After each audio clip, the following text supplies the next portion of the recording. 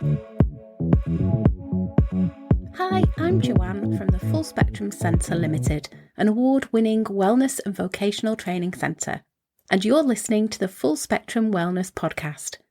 This show is all about physical, mental, emotional and spiritual wellness, and it's for people who are looking to improve their overall health and well-being. Each week, I'll share with you all the positive takeaways, tools, techniques and tips that I've gathered in both my personal and professional wellness journey that will help you to look, feel and be well. With a dose of motivation and meditation to keep you going, I'll be joined by a few friends who will be sharing their insights along the way too.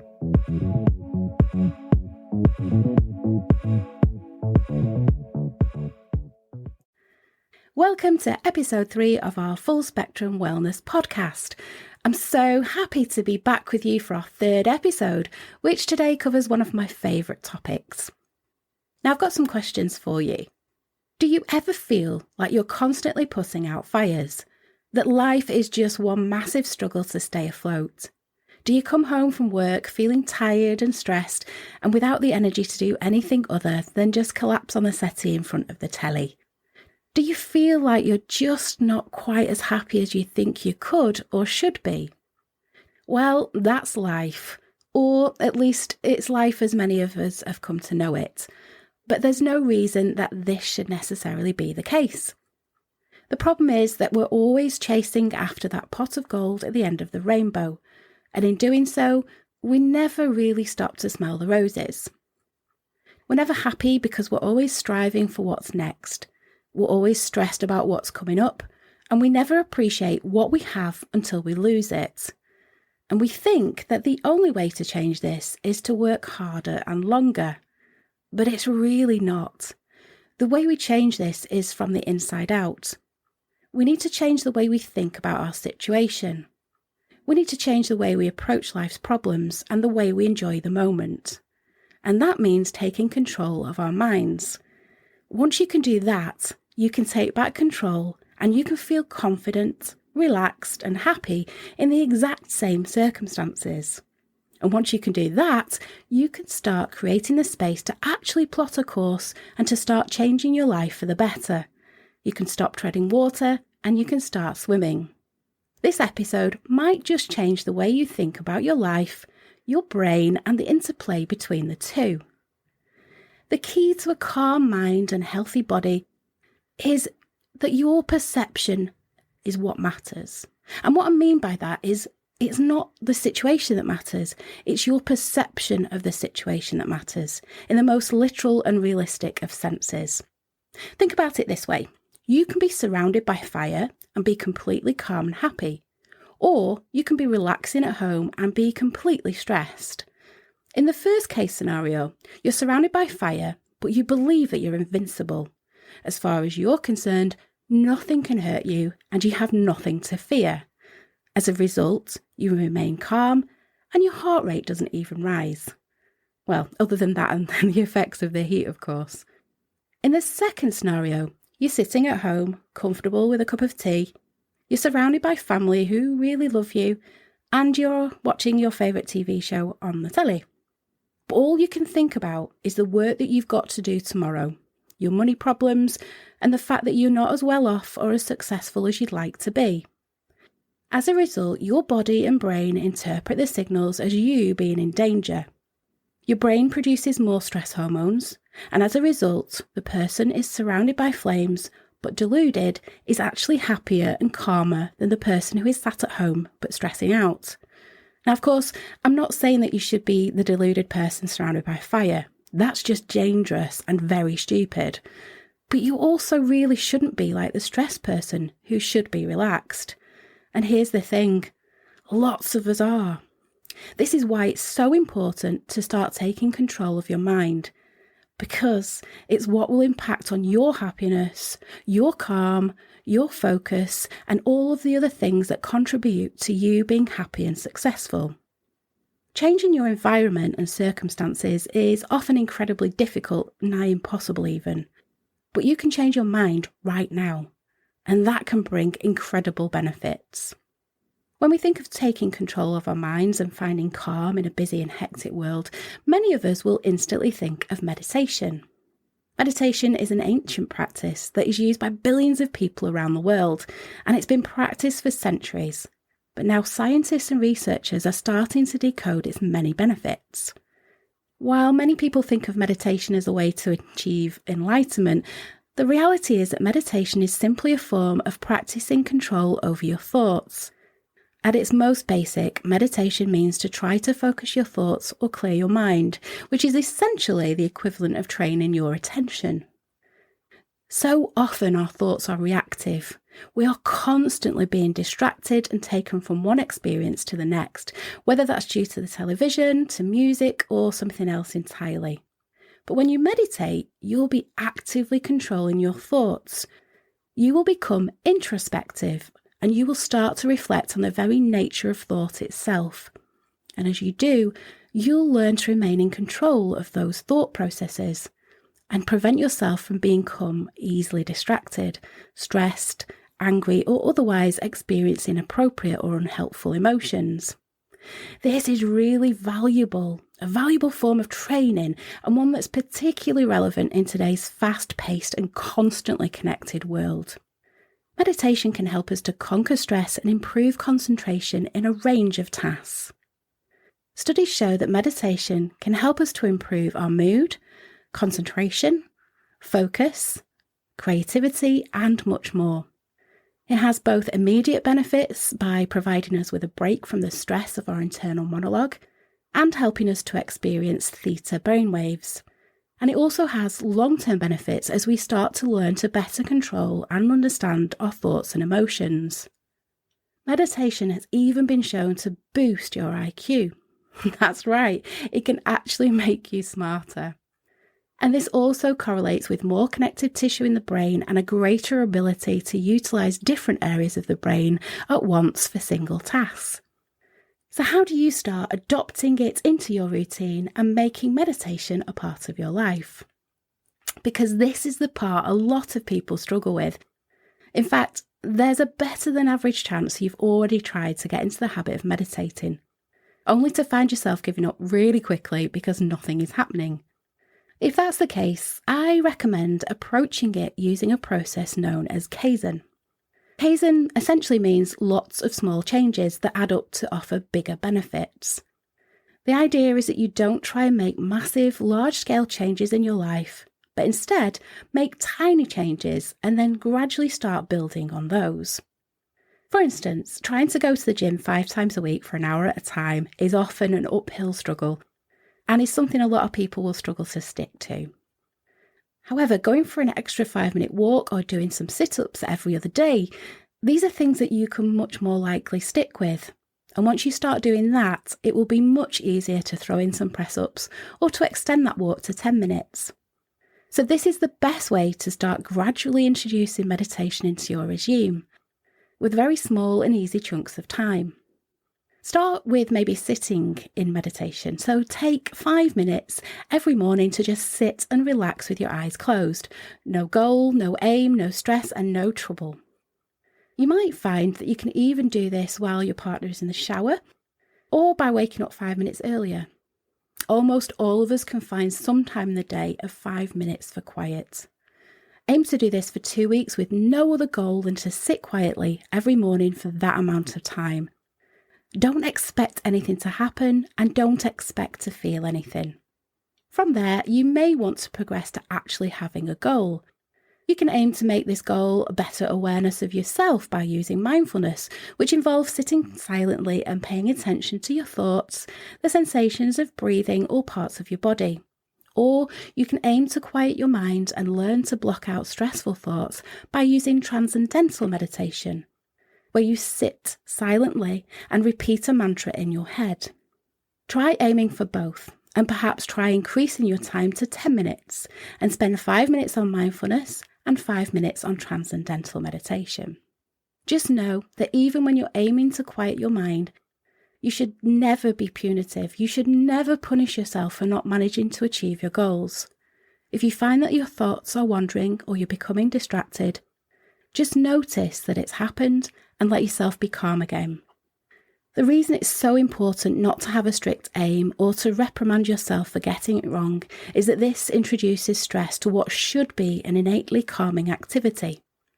At this point, though, you're starting to enjoy meditation as part of your everyday life. And that means you should by now have formed a positive habit.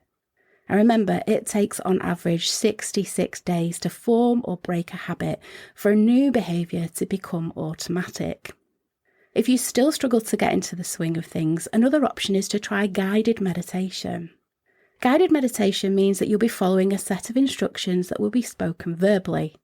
And the idea is that you listen to them and follow the instructions in order to clear your mind and observe your thoughts. And if you're in our Facebook group, I deliver a guided meditation on a Sunday evening at 7:15, and all the replays are in the group. This gives you something external to think about when you do guided meditation, and it makes it much easier to not let your mind wander. Another option is to attend a yoga or Tai Chi class where you'll likely have some guided meditation at the end of the sessions. Clearing your mind or detaching from your thoughts at will enable you to prevent yourself from being distracted by unwanted thoughts whenever you want to be. I like to call this bubble time.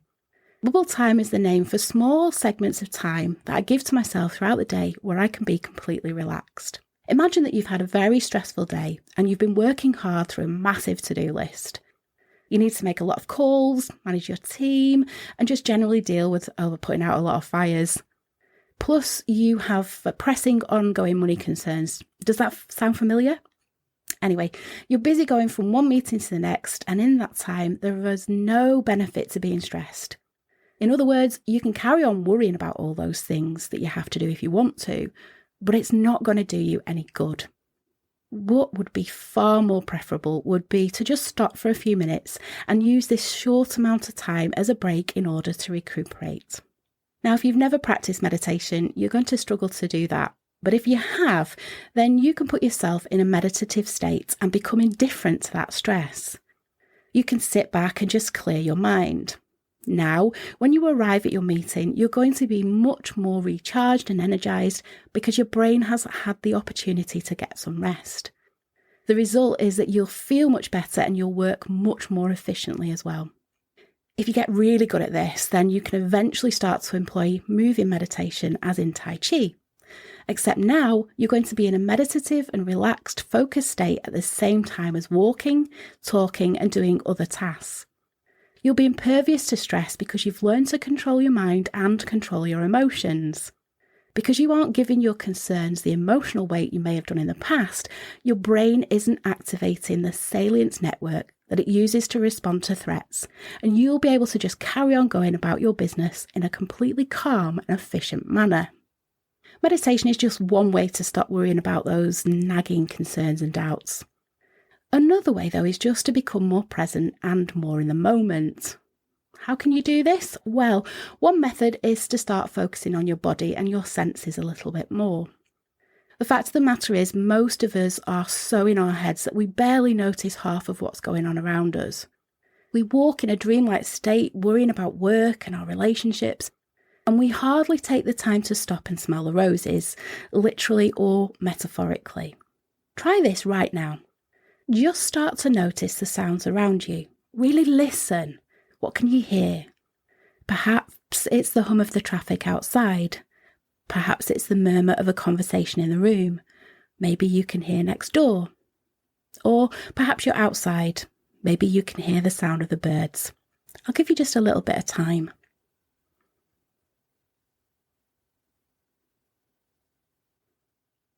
Now, likewise, you can probably smell a whole load of things you hadn't noticed before. And if you take the moment to feel your own body, you can probably notice the sensation of the seat pushing into your legs. Maybe you can feel the blood filling your face and making you feel hot. Or perhaps there's a cool wind blowing against you. You may even listen to the sound of your own breathing and feel your stomach expand and shrink as you do. Once you do this, you'll find that you stop worrying about what's going on around you and you start to appreciate your environment just a little more.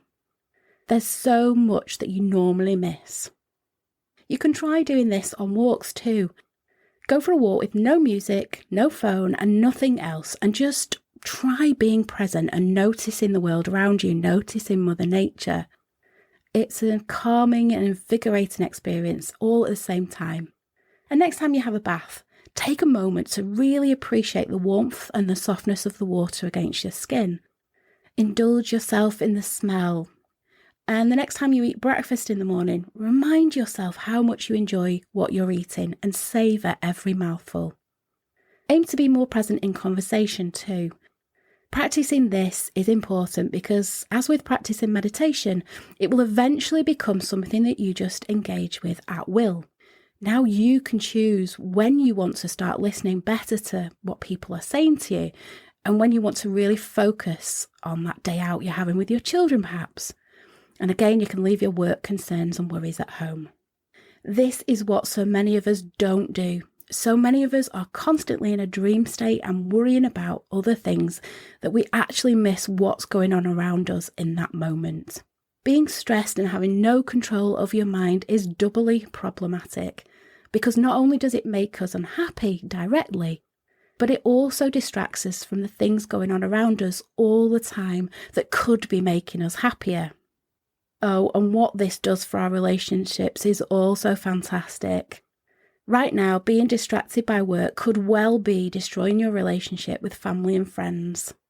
So now that you have the ability to focus at will, to stop feeling stressed and to actually control how you feel and what you want to think about, this incredibly powerful method means that you can actually choose to live in the moment and you can choose what's important to you and how you feel.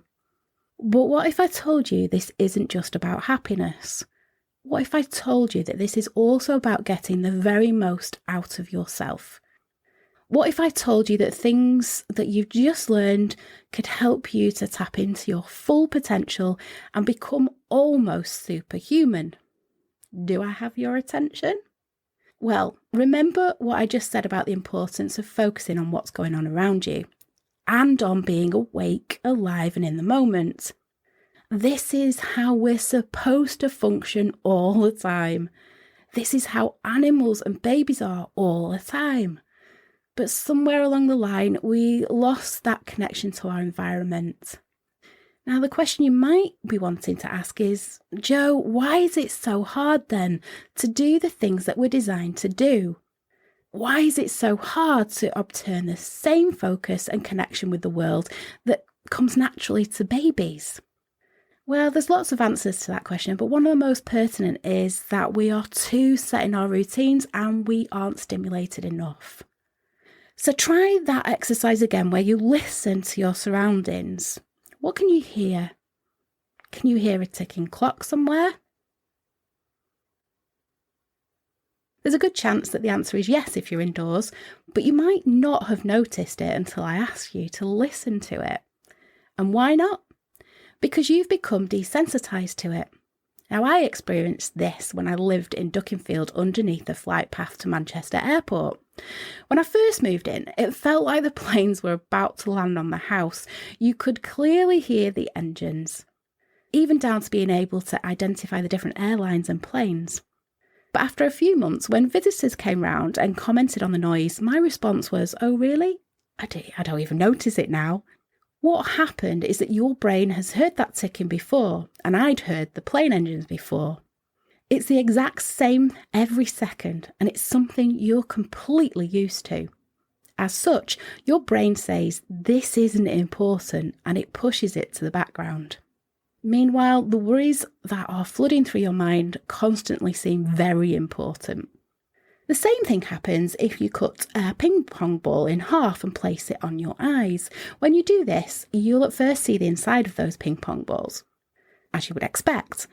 But after a few minutes, things just go fuzzy. Why? Because nothing is changing. The nerve endings in your eyes have become tired of the exact same stimulation, so they're turning off. Nothing is moving, nothing is changing.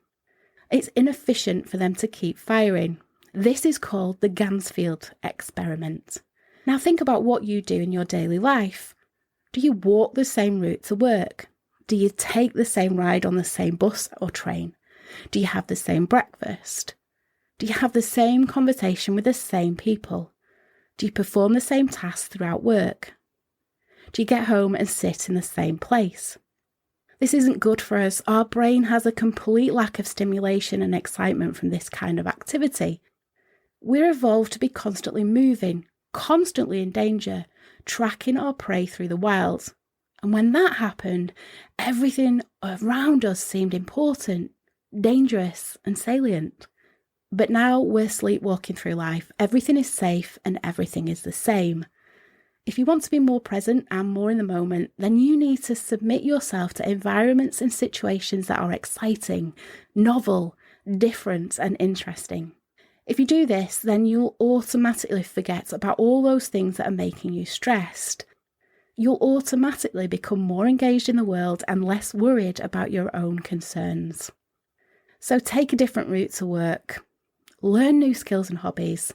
Have conversations with strangers. Try new foods. When you do, your brain will light up and come alive, and you'll get a reprieve from your money and relationship problems. Better yet, you'll form new neural connections which will once again help you to become sharper, smarter, faster, more creative, and more alive. If the idea of subjecting yourself to novel states or rich environments sounds familiar, you may have read Rise of Superman, Decoding the Science of Ultimate Human Performance by Stephen Kotler. In his book, Stephen describes what is known as a flow state in detail. This is the condition in which we are most alive, most happy, and best performing. It's the exact opposite of wandering around and being stressed about work. In a flow state, you're so engaged with the surroundings and what's happening that you forget yourself entirely. Sound familiar? It's almost like a form of meditation, except this time you are completely switched onto the world around you. And this is something most of us have experienced in our lives, and you may be familiar with it even if you think back in time. So think, have you ever dropped something out of a cupboard and moved so fast to catch it you didn't even think about it? Have you ever been playing sports when suddenly the world seemed to slow down to a crawl and you were able to move with superhuman reflexes and break your personal record with some kind of superhuman feat? Have you ever been writing and so engaged with what you're saying that you completely lose track of time? And have you ever been in a conversation that lasted all night? All these are examples of flow states, and in fact, even watching a film can sometimes mimic flow. In this scenario, you might become so engrossed in what's happening on the screen that you're shocked when you step outside and it's dark. It's almost like waking from a dream. This is like action meditation, and it's thought to be at the heart of most of our scientific breakthroughs, most record-breaking athletic accomplishments, and all kinds of other examples of people acting at their very best. So what's going on inside your head when you enter a flow state? Essentially, a flow state is very similar to the fight or flight response, but with less negativity, you could say. It means that you think what is happening around you is very important and deserves all of your attention. As a result, your body starts to produce chemicals which cause your brain to become entirely and intensely focused, which creates the illusion that time has slowed down. You gain a kind of tunnel vision. And now the only things that you're focused on in that one moment are the things that have to do to emerge from it victorious. You begin to react almost automatically and instinctively with barely any input from your conscious mind. And what this actually looks like on a brain scan is called temporohypofrontality. To translate that into English, this means that for a brief period of time, the front portion of your brain, the prefrontal cortex, has shut down completely. This sounds like a really bad thing until you realise that this is actually the part of your brain that's responsible for doubt and that slows you down. So for example, when you're catching a ball, your body can do it perfectly every time. Problem is that you get in your own way. By letting the front part of your mind shut down in that moment, you can tap into the incredible reflexes and focus of your body and act on pure instinct. You become an incredible machine capable of inhuman performance. You could break records in sports, you can produce incredible work, and you can come out of it feeling alive and invigorated. In fact, it's said that many people actually chase after these kinds of flow states. And that explains a lot of thrill-seeking behaviour. Oh, and guess what? Temporohypofrontality also looks a lot like on a brain scan. You guessed it, meditation. I highly recommend that you take up some kind of exciting hobby and that you start exploring more. Excite yourself and get yourself to focus and pay attention. Now, yes, sometimes we should be alert and connected, and sometimes we should be able to shut out the outside noise and focus on calmness, stillness, and oneness. But actually, that chatter and stress is not something we want to entirely eradicate. It sounds like I'm contradicting myself now, but stay with me. Yes, when we're animalistic in our behaviour, we're much happier, much less stressed, and much more engaged with the world around us. But you know what? We're also not animals. We manage to achieve all those things that we achieve today by getting out of that reactive and engaged state and yes, stressing. Because not all stress is bad. Eustress describes the kind of stress that motivates us to do things. Things like performing our best at work, revising for exams, saving money. Studies show that people who have never felt stressed actually tend to perform worse in education and in their careers. There's more to it though. Did you know that being completely focused is actually counterproductive to true creativity? True creativity comes from letting the brain explore different neural connections. It's the act of recombining different ideas and memories into new formats. And we tend to do this when we're daydreaming and when having an internal monologue. When we do this, we enter what is called the default mode network. And this is exactly the state of mind that you're in when you're daydreaming and letting your thoughts run away with you. It tends to occur when you're engaged in mindless tasks like commuting, and it's often too responsible for some incredible breakthroughs. It's said that Einstein came up with his special theory of relativity whilst working in a patent office, and that was a dull and mundane nature of working in that environment that allowed him to do so. It might be nice to think that flow states and meditation are the answer to everything, but they're not. They're actually just a very important part of our mental experience that many of us have forgotten.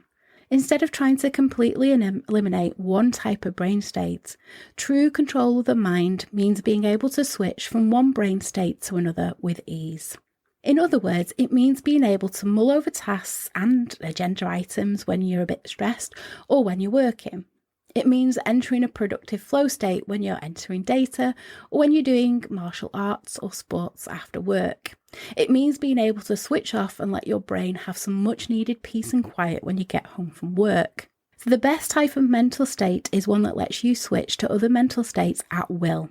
Our aim is to be in control of our brains and our thoughts and be able to switch from one state of mind to another with complete ease. In other words, all types of thoughts and all types of mental states are important, valid and helpful, except one. And what is that? It's the one where you are just incredibly distracted by all the constant demands being placed on you. And this is where the modern ache, where we are wired and tired, starts to come in. Earlier we learned how we have become desensitized to much of the natural stimuli coming into our minds through our senses. We take the same route to work and we do the same things every day. And as a result, we're very much desensitized to everything around us. The problem is our modern culture is all too aware of this and tries to exploit it. So while you're happily mulling over the day's events, you are also being distracted by advertising hoardings, your phone's constant buzzing, the television, the radio, social media platforms, your boss emailing you before work, cars honking their horns, alarms, computer games, the list goes on. All these things are designed to grab our attention and to overstimulate us so that they can get us to spend money, work, or pay attention. And this is what's killing our ability to focus, relax, and concentrate as much on anything else. Do you know why alarms are designed the way they are? They make a beeping noise because it's something you would never hear in the wild. As such, it's strange and unusual to our brain, and it makes us sit up and take notice. And in comes that salience network, and in comes general stress. And this is what wakes us up in the morning. We're startled awake from a complete deep sleep by a loud alien sound. Then what do? We normally check our phones. Bright light equals even more stress hormone being produced in our brains. Then looking at adverts starts to grab our attention because that's what they're designed to do. Then we read our email. What's this? It's a message from the boss asking if you can do something for them as soon as you get into work.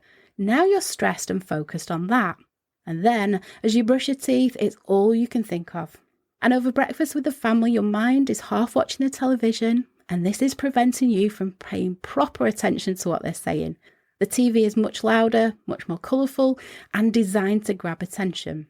What do we do on the way to work, on the bus or the train? Well, we probably play a computer game. And those are all about making us pay attention. They stimulate stress by creating difficulty, and when we do well, they reward us with the right sounds and colours. This creates a chemical hit in our brain which is very rewarding and makes the activity very addictive. All this time we're missing the view out of the window. Then at work, we feel stress again because we remember that email whilst we make coffee. Coffee, which, by the way, also triggers the release of stress hormones.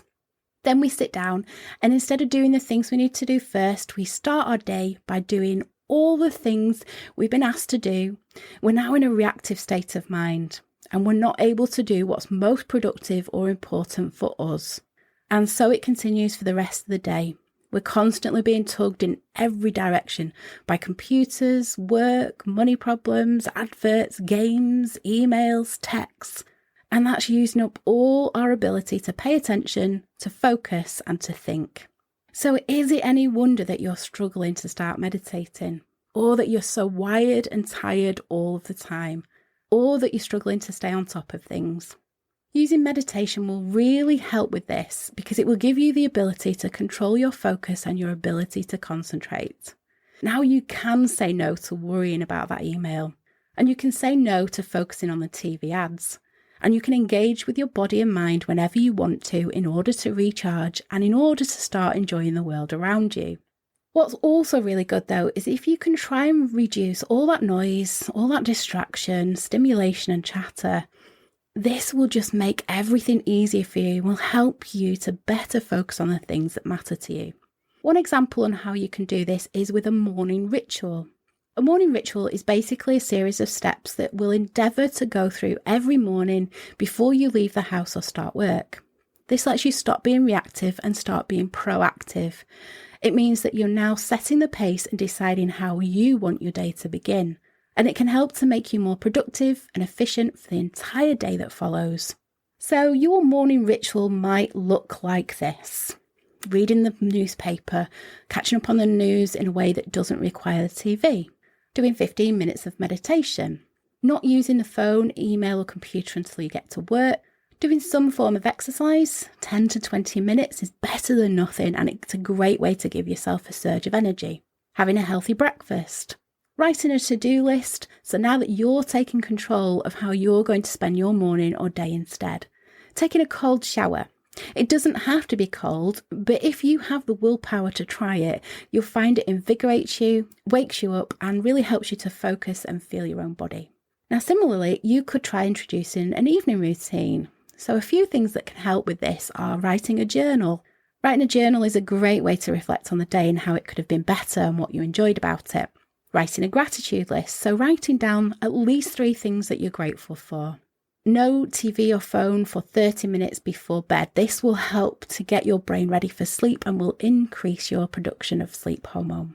Doing 15 minutes of meditation, a relaxing one conducive for sleep. Having a warm bath, this can help relax the muscles for better sleep. And laying out your clothes ready for tomorrow. These are some of the reasons why I created my new morning and evening sound meditations album, designed to get your day off to a great start and to help you wind down before bed. So there you have it. Now you know the most powerful, important tools available to take back control and calm your mind. So I hope you found those useful.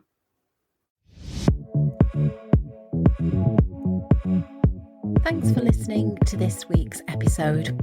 I hope you found the discussion and the tips covered really helpful. Don't forget to subscribe, and if you enjoyed this episode, please do leave a rating and a review and share it with your friends and family. Pop along to our website at thefullspectrumcentrelimited.com and join our self-care and wellness newsletter club.